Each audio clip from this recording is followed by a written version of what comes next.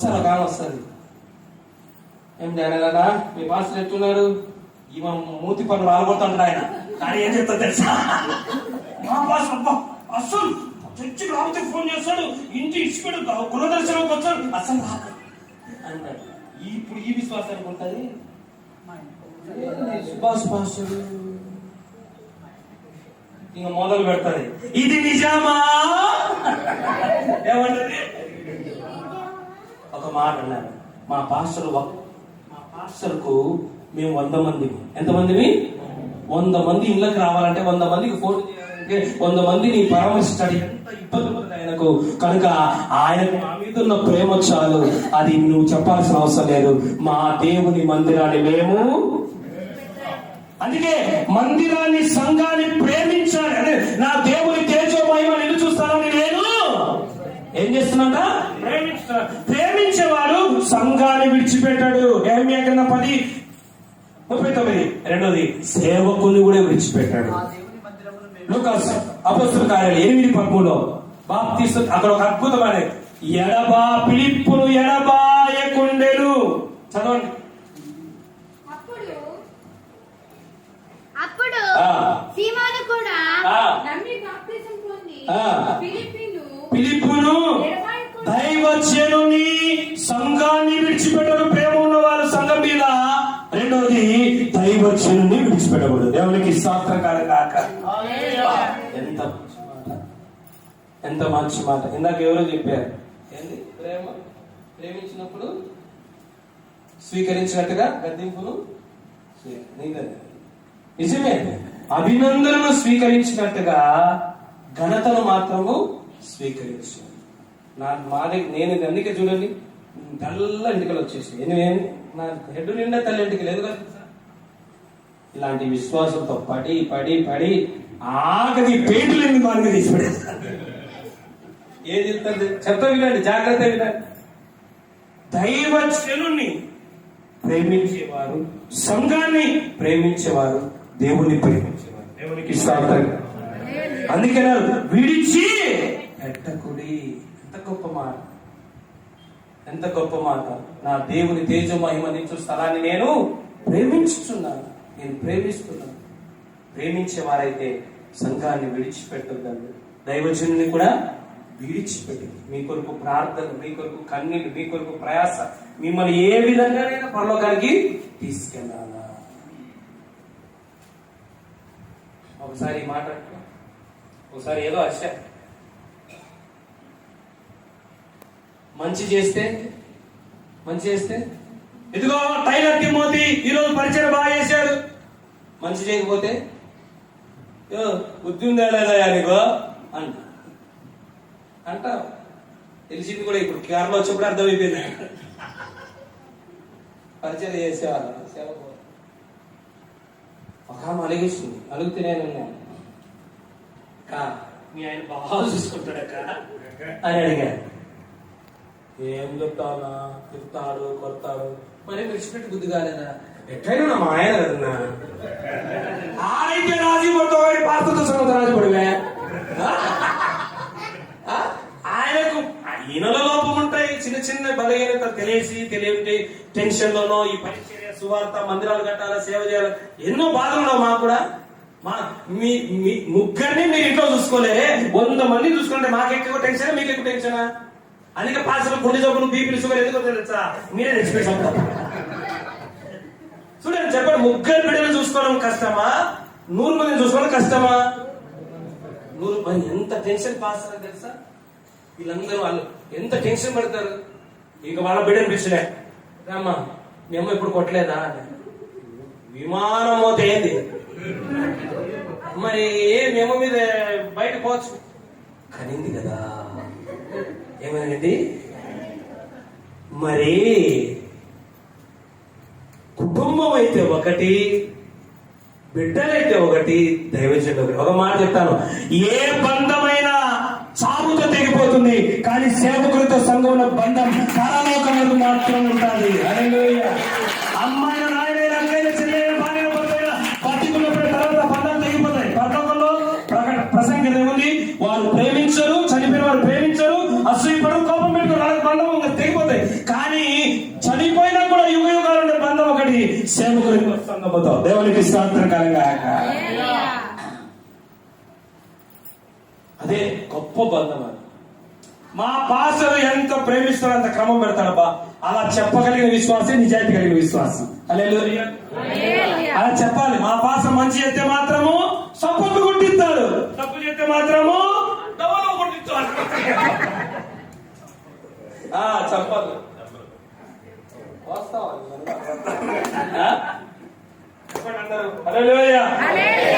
లూకాసు వార్త 2:37.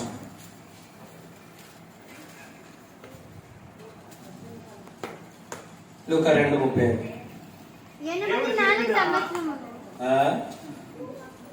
లూకాసు వార్త 2:37. దేవాలయం విడవక ఉపవాస ప్రార్థనలతో సేవ చేసుకునేది. ఆమె కూడా చాలు. ఎందుకు ఈ మాట చెప్తున్నా అంటే జాగ్రత్తగా సంఘాన్ని ప్రేమించేవారు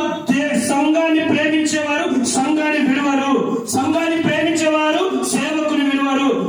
మూడో విషయం, సంఘాన్ని ప్రేమించేవారు అన్ని ప్రార్థనలకు వస్తారు. దేవునికి స్తోత్రం కలుగాక. ఏ ప్రార్థనలకు? ఉపవాస ప్రార్థనలకు, ఆదివారం ప్రార్థనకు, అన్ని ప్రార్థనలకు వస్తారు. సంఘాన్ని ప్రేమ ఉండేవారు. చదువుకున్న ప్రేమ ఉన్నవాడు అడిగి పోతాడు, ఒకరోజు పోతాడు స్కూల్కు. పని మీద ప్రేమ ఉన్నవాడు ఒకరోజు పోతాడు పనికి. అలాగే సంఘాన్ని ప్రేమించగలిగితే అన్ని ప్రార్థనకులు రావాలి. దేవునికి స్తోత్రకరంగా. అందుకే సంఘాన్ని ప్రేమించు. ఎందుకంటే దేవుని తేజో మహిమ నిలుచు స్థలం. ఆ మహిమ నీలేకి వస్తుంది. అందుకే ఆయన పాంప్లెట్ పైన ఒక పాట పెట్టాడు. ఏమని? తన మహిమతో ఆయన మందిరమును నింపు. తేజో మహిమ నిలుచు స్థలం. ఈ స్థలములను ప్రేమించాలి, గౌరవించాలి, సన్మానించాలి. అలా ఉన్నాడు. గుర్తేంటంటే ఈ మూడో విషయం మందిరం పట్ల లేదా సంఘం పట్ల విశ్వాసులు ఎలా ఉన్నారు. మూడోది, 1 రాజుల గ్రంథము 9:3. 1 రాజులు 9:3.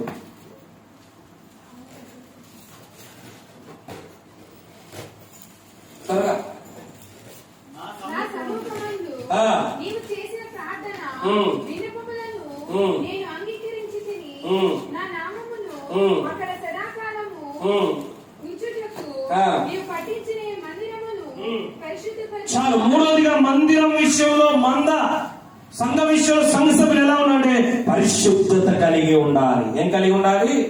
అందుకే దేవుని వాక్యం సెలవిస్తుంది, ఎన్నటెన్నడికి 93:5 ఎన్నటెన్నడికి పరిశుద్ధతయే నీ మందిరమునకు అనుకూలము. ఒక పాట పాడుతుంది. ఏమనుకోవాలి, మీరంతా మంచిగా. నేను కర్నూలు పోయిన వాక్యం చెప్పండి 3 రోజులు. నేను జానకాంత గారు యూత్ మీటింగ్ కు పాట పాడింది. కోపడి నాకు. ఎందుకంటే మా చర్చలో అయితే కొంత కోపం, వేరే చర్చ కొద్ది గమ్ము ఉంటా. ఎందుకంటే వాళ్ళ క్రమం వేరుంటది, పద్ధతులు వేరుంటది. పాట పాడింది. నీ ముఖము మనోహరము, నీ మాధుర్యము, తర్వాత ఏమంటా? ఈశ్వరము మాధుర్యము, నీ పాదాలు అపరంజిమయం. యేసయ్య ఏం ప్రియుడంట? నీ ముఖము మనోహరము. ఇంకో పాట ఉంది, నీ ముఖము మనోహరము, నీ పెదవులు దయా. పాట ఎవరు పాడింది? నీ ముఖము మనోహరము, నీ పెదవులు ఒక్కగు రసము. ఆయన పెదవుల నుండి ఏ రసం కడుతుంది? నీ ముఖము మనోహరము, నీ పెదవులు దయా. ఈ మాటుంది, నీ పెదవులు దయ. ఏ రసం ఇది? నేను అన్నాను, దయచేసి సాయంత్రం కూడా నేను ఉంటాను. ఆమె మాత్రం పైకి రాని. అక్కడ పక్కాకు రసము, ఖైనీ రసము, గుట్కా రసము, బూతు రసముతో నాకు పాతిని లేదే. దేవుడి వాక్యం ఏం చెప్తుంది? మీరందరూ పాడాలని పాస్టర్ కాసే, మీరందరూ ప్రార్థన చేయాలని పాస్టర్ కాసే, మీరందరూ ఆరాధన చేయాలని పాస్టర్ కాసే. కానీ ఏమిటంటే దేవుడు పరిశుద్ధుడు, బైబిల్ పరిశుద్ధమైంది, ఆ మందిరం పరిశుద్ధమైనప్పుడు ఆ మందిరంలో మనం కూడా దేవుడి మందిరం పట్ల ఎట్లుండాలి? పరిశుద్ధత కలిగి జీవించాలి. అందుకని మీరు ప్రార్థన చేయనప్పుడు మీ చేతులు ఎట్లుండాలా? పరిశుద్ధంగా ఉండాలి. మరి పాట పాడేప్పుడు నోరు కూడా ఎట్లుండాలా? పరిశుద్ధంగా ఉన్నారు. ప్రార్థన చేసే నోరు కూడా పరిశుద్ధంగా ఉన్నారు. అబ్బా తండ్రి గబ్బు నోరు ఏమనుకోకండి, నేను చెప్పేది వాస్తవం. అందుకే దేవుని మందిరం పరిశుద్ధమైన. పేతురు మొదటిగా నేను పరిశుద్ధం కనుక ఏ విషయంలో అక్కడ ఒక మాట ఉంది, సమస్త ప్రవర్తన యందు. దేవుని అద్భుతాలు జరగాలి మాకు చర్చిపోతాం. అద్భుతాలు ఎప్పుడు జరుగుతాయి తెలుసా? రేపు నేను మీ మధ్య అద్భుతం చేయబోతున్నాను కనుక మిమ్మల్ని మీరు శుభ్రత వేరు శుద్ధత వేరు. చెప్పండి, శుభ్రత వేరు శుద్ధత వేరు. శుభ్రత శరీరానికి సంబంధించింది, శుద్ధత ఆత్మకు సంబంధించి. అందుకే వేమన ఒక మాట చెప్పాడు, ఆత్మశుద్ధి లేని ఆచారాలెల్లా బండాశుద్ధి లేని పాకమేలా.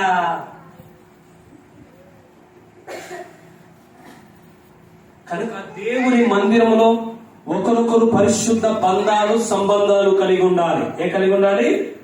దేవుని మందిరములో పరిశుద్ధమైన సంబంధాలు కలిగి ఉండాలి, పరిశుద్ధమైన మాట తీరు కలిగి ఉండాలి, పరిశుద్ధమైన జీవిత శైలి కలిగి ఉండాలి. ఎందుకంటే ఇది పరిశుద్ధ దేవుని మందిరం. ఎవరు పరిశుద్ధపరిచారు? ఆయన శిలువ రక్తముతో, ఆయన నామముతో కడగబడినది దేవుని మందిరం. దేవునికి స్తోత్రం కాదు. అంటే పాపులు మందిరానికి రాకూడదా? రావచ్చు. వచ్చినప్పుడు పాపిగా రావచ్చు, పోయేప్పుడు మాత్రం పరిశుద్ధులుగా మారాలి. ఎందుకో తెలుసా? ఇద్దరు మందిరానికి వచ్చారు, ఒకరు పరిచయుడు, ఇంకొకరు పరిచయుడు పాపిగానే వచ్చాడు, పాపిగానే వెళ్ళాడు. కానీ సుంకరి పాపిగా వచ్చాడు, నీతి మంతుడిగా వెళ్ళాడు. దేవునికి స్తోత్రం కలుగాక. దేవుని మందిరము రూపాంతర నిలయం. ఏ నిలయము? ఇక్కడికి పాపిగా వచ్చిన వారు పరిశుద్ధంగా పోవాలి, బలహీనంగా వచ్చిన వారు బలవంతులుగా పోవాలి, అనీతిమంతులుగా వచ్చినారు నీతిమంతులుగా వెళ్ళాలి. అందుకే దేవుడు ఇది ఒక అద్భుతమైన స్థలము. దేవునికి స్తోత్రకరంగా. అందుకే మందిరం పరిశుద్ధమైనది.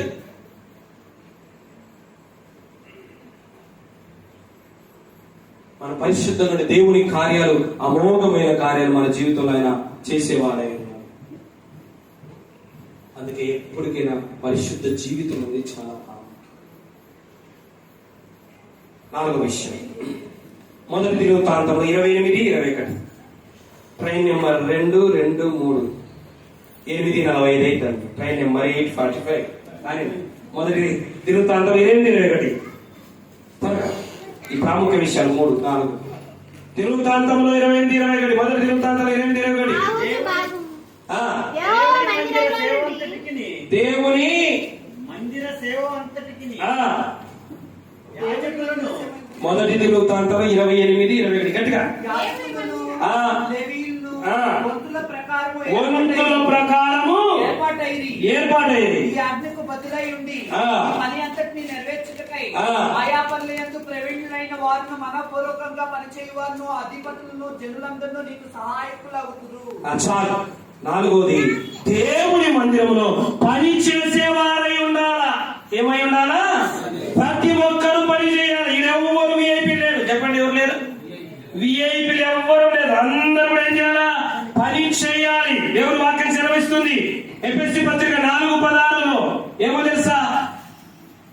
శరీరం అనే సంఘంలో ప్రతి అవయవాన్ని, ప్రతి విశ్వాసిని ఒక్కొక్క పని కోసం పెట్టారు. గుండె, శరీరం అనే నా శరీరంలో గుండె పని చేస్తుంది, కిడ్నీ పని చేస్తుంది, లివర్ పని చేస్తుంది. కానీ ప్రతి అవయవం పని చేయాలా. అలాగే సంఘం అనే శరీరంలో ప్రతి విశ్వాసం ఏం చేయాలా? చక్కగా అమర్చబడి తనలో తాను ప్రతి అవయమును తన పరిమాణము చొప్పున, నీకున్న స్తోమత, సామర్థ్యము, జ్ఞానం చొప్పున పని చేయాలి సంఘంలో. చెప్పండి, ఏం చేయాలా? ప్రతి ఒక్కరు పని చేయాలి. నేను పొరపాటున ఒక చిన్నపిల్లని చూశాను, మా చేతి తీసుకురా అమ్మని. అసలు ఎట్టగలుగుతాను మీకు? నా బిడ్డకు పని చెప్తావా? నీకే నేను పని చేస్తాను ఆయన. మరి నేనే కొనాలా? 100 మందికి నేను పని అయితే నువ్వు దేవుని మందిరంలో పని చేయడానికి ఏమైంది? చూడండి, ఏమనుకోకండి.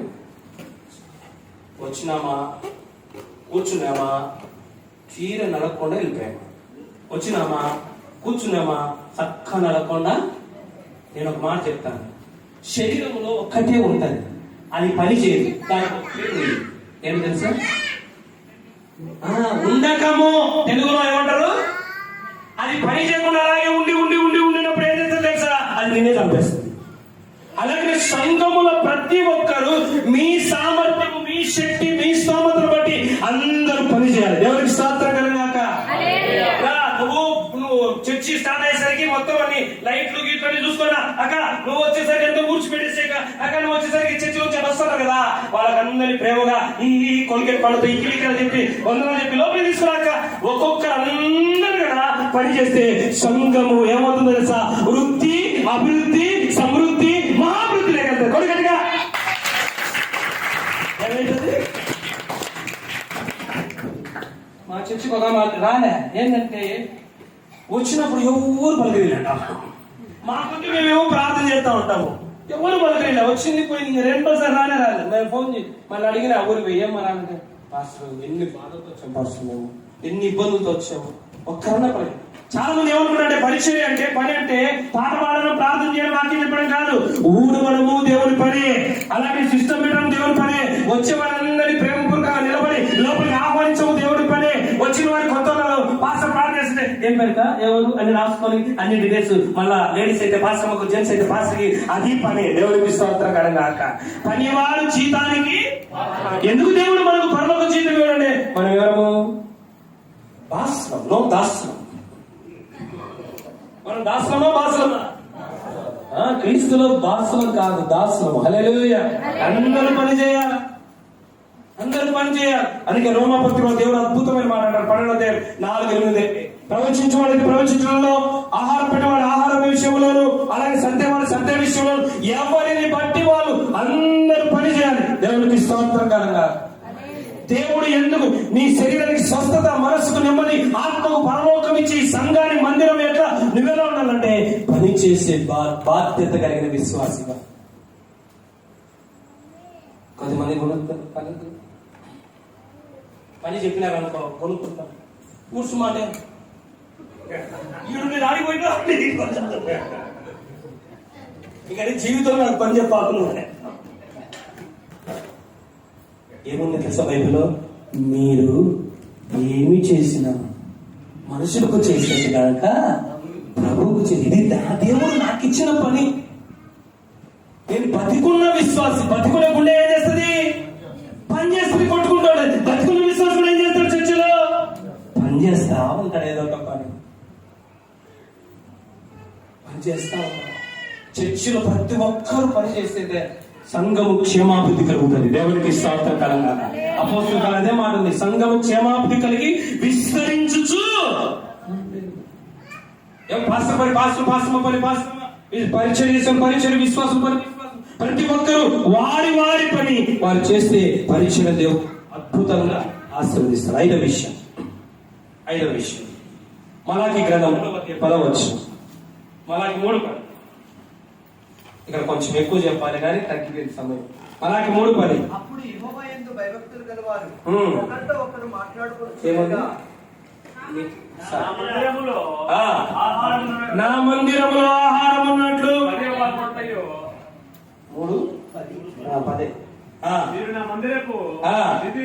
నా మందిరపు నిధి లేనికి, మది లేనికి, గదిలోనికి. 5వది మందిరం ఎలా విశ్వాసి సంఘ సభ్యులు ఎలా ఉండాలంటే సంఘము విస్తరించి అభివృద్ధి చెందాలి. దేవుడు నా కోసం పెట్టిన మందిరం విషయంలో నేను ఎట్లా ఉండాలి? 5వదిగా తీసుకొచ్చే వాళ్ళంగా ఉండాలి. ఏం చేసే వాళ్ళంగా? తీసుకుపోయే వాళ్ళగా కాదు. ఏం కావాలా? తీసుకొని వచ్చే వారమైన. నా వైపు చూడండి, ధ్యానం దగ్గర మాత్రం చెప్తే మీకు కూడా చెప్తాను. అందరం లేచి నిలబడ్డాము. ఇప్పుడు కానుకలు పట్టుకున్నాం. భార్య ఎక్కడ ఉంది? భర్త ఇక్కడ నిలబడినాడు, పాట మొదలు పెట్టాడు. భార్య అందరికీ కానుక తీసింది. 500 వచ్చింది.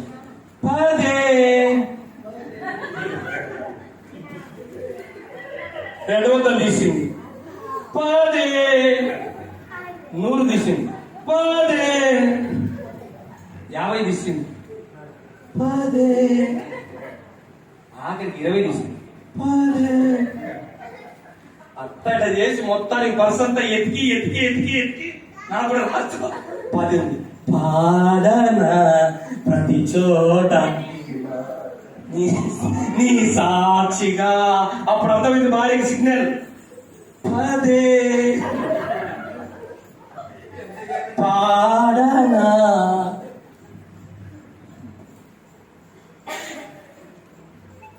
తిండి దగ్గర లెక్కలు కట్టము, బట్ట దగ్గర లెక్కలు కట్టము, ఫీజుల దగ్గర లెక్క కట్టము, వడ్డీల దగ్గర లెక్క కట్టము. కానీ దేవునికి వచ్చి దగ్గరికి వచ్చి మాత్రము ఆ పాట అసలు పాడకండి.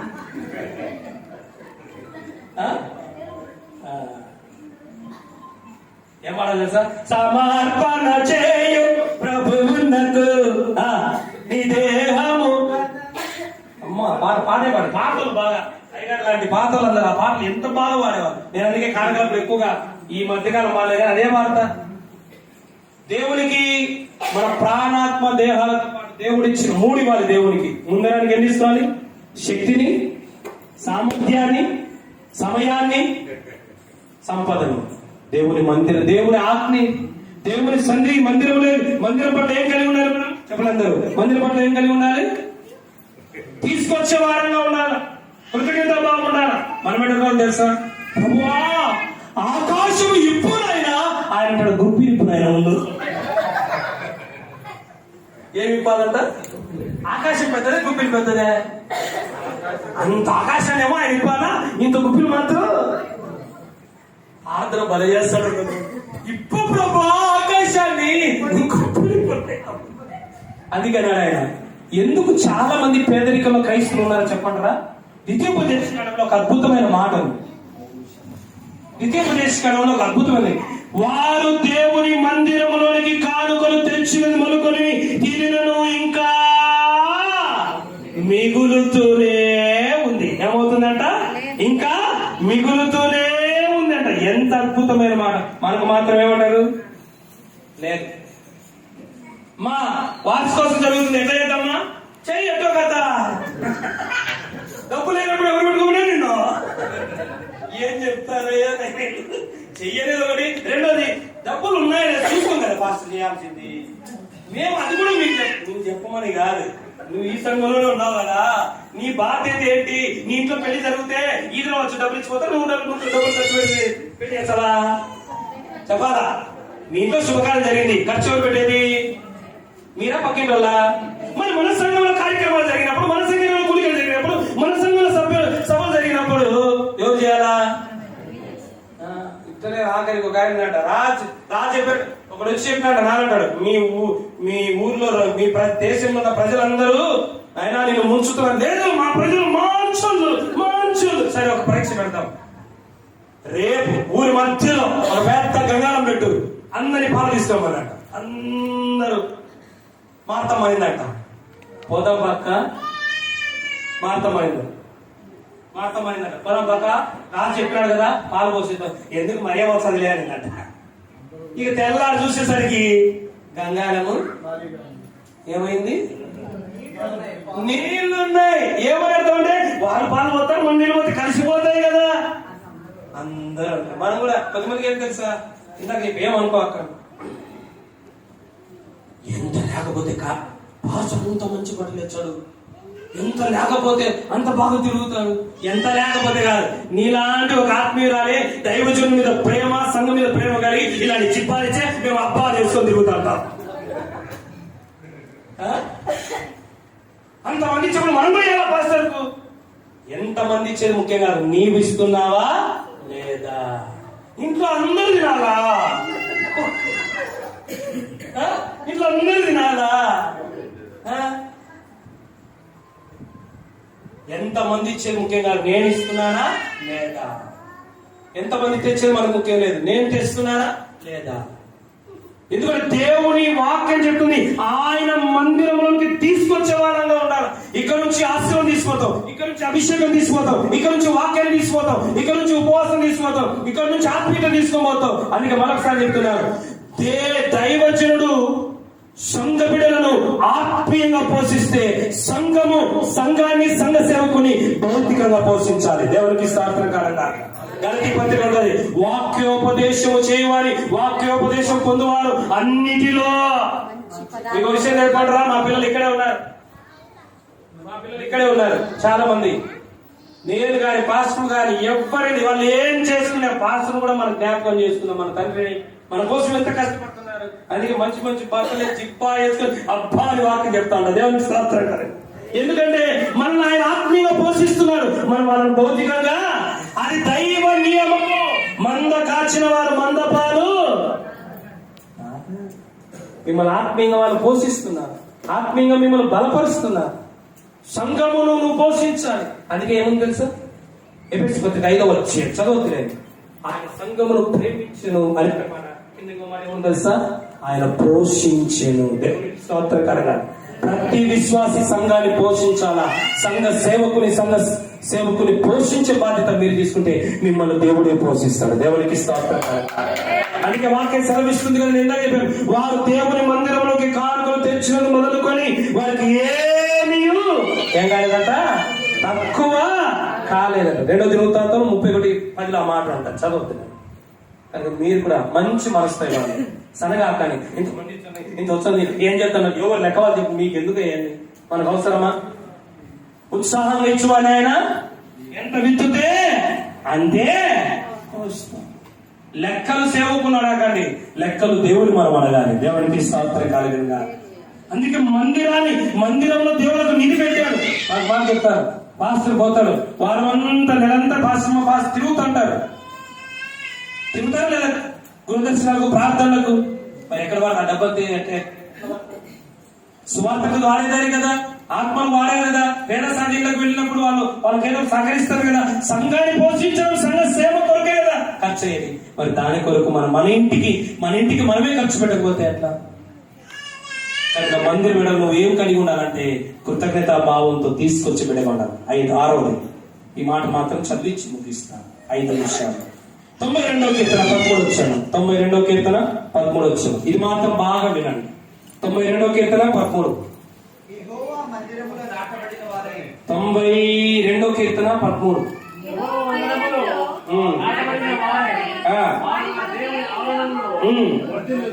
ఏం చేయాలంటే మందిరం ఎలా ఉండాలంటే దేవుని వాక్యం సెలవిస్తుంది, నాటబడాల. దేవుడు ఏం చేయాలా? నాటబడాలి అంటే స్థిరత్వం కలిగి ఉండాలి. ఏం కలిగి ఉండాలి తెలుసా మీకు? కుండీలు ఉంటాయి, పూల కుండీలు. ఏ కుండీలు?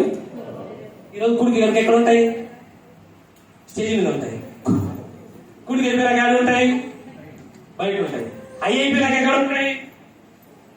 మీ అందరికి ఒక మాట చెప్తున్నాను, ప్రార్థనలో, వాక్యములో, విశ్వాసములో, ఆత్మీయతలో చెంచలుగా ఉండాకండి. అటు ఇటు తిరిగే వారిగా ఉండాకండి. పాతుకోండి. ఆఖరి పాత్ర పాతి పెట్టే వరకు పాతుకోండి. దేవునికి స్తోత్రం కరంగా.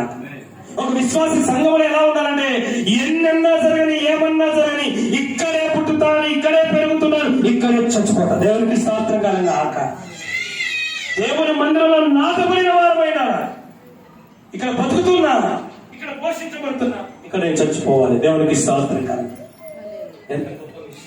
అందుకే ఎప్పుడైతే నాటబడతావో అప్పుడు నువ్వు వర్ధిల్లుతావు ఆత్మీయ జీవితంలో. ప్రియుడా, నీ ఆత్మ వర్ధిల్లుచున్న ప్రకారము నువ్వు అన్నిట్లో ఆత్మీయంగా వర్ధిల్లుతే, అన్నిట్లో ఫిజికల్ గా, ఫైనాన్షియల్ గా, స్పిరిచువల్ గా వర్ధిల్లుతావు. అయితే ఆత్మను వర్ధిల్లాలంటే ఏం కావాలా? నాటుక పడాలి.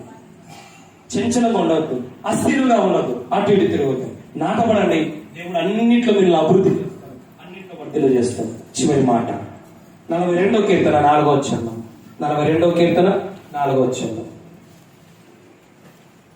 జనసమూహంతో పండగ చేయుచున్న సమూహంతో నేను సంగతిని సంతోషం కలిగి స్తోత్రములు చెల్లించుచు నేను దేవుని మందిరమునకు వారిని చివరి చెప్పండి.